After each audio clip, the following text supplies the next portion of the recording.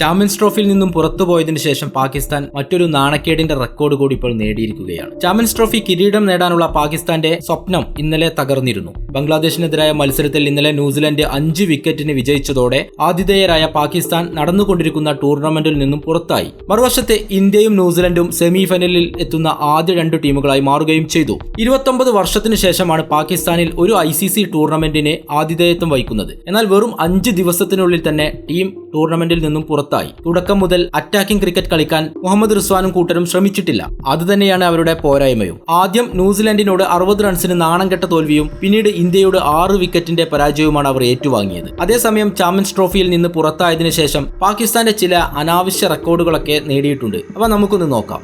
2009 ശേഷം ഇതാദ്യമായിട്ടാണ് ആതിഥേയ രാജ്യം ചാമ്പ്യൻസ് ട്രോഫിയുടെ ഗ്രൂപ്പ് ഘട്ട റൗണ്ടിന് ശേഷം ടൂർണമെന്റിൽ നിന്നും പുറത്തു പോകുന്നത്. 2009 എഡിഷനിലാണ് ഇത് അവസാനമായി സംഭവിച്ചത്. അന്ന് ദക്ഷിണാഫ്രിക്ക 2 മത്സരങ്ങൾ തോൽക്കുകയും 1 മത്സരം ജയിക്കുകയും ചെയ്തു. ഗ്രൂപ്പ് ഘട്ടത്തിൽ അവർ പോയിന്റ് പട്ടികയിൽ ഏറ്റവും താഴെയായിരുന്നു. ചാമ്പ്യൻസ് ട്രോഫിയിൽ നിലവിലെ ചാമ്പ്യന്മാരായതിനാൽ ഗ്രൂപ്പ് ഘട്ടത്തിന് ശേഷം പുറത്താകുന്ന 4ാമത്തെ ടീമായി പാകിസ്ഥാൻ മാറുകയും ചെയ്തു. 2004 ഗ്രൂപ്പ് ഘട്ടത്തിന് ശേഷം ഇന്ത്യയും ശ്രീലങ്കയും ടൂർണമെന്റിൽ നിന്നും പുറത്തായപ്പോഴാണ് ഇത് ആദ്യമായി സംഭവിച്ചത്. 2002 ഇന്ത്യയും ശ്രീലങ്കയും സംയുക്ത ജേതാക്കളായിരുന്നു. അതേസമയം അവസാനമായിട്ട് ഇത് സംഭവിച്ചിട്ടുള്ളത് 2013 അന്ന് നിലവിലെ ചാമ്പ്യന്മാരായ ഓസ്ട്രേലിയ 1 മത്സരവും ജയിക്കാൻ കഴിയാതെ ഗ്രൂപ്പ് ഘട്ടത്തിൽ തന്നെ പുറത്തുപോയി.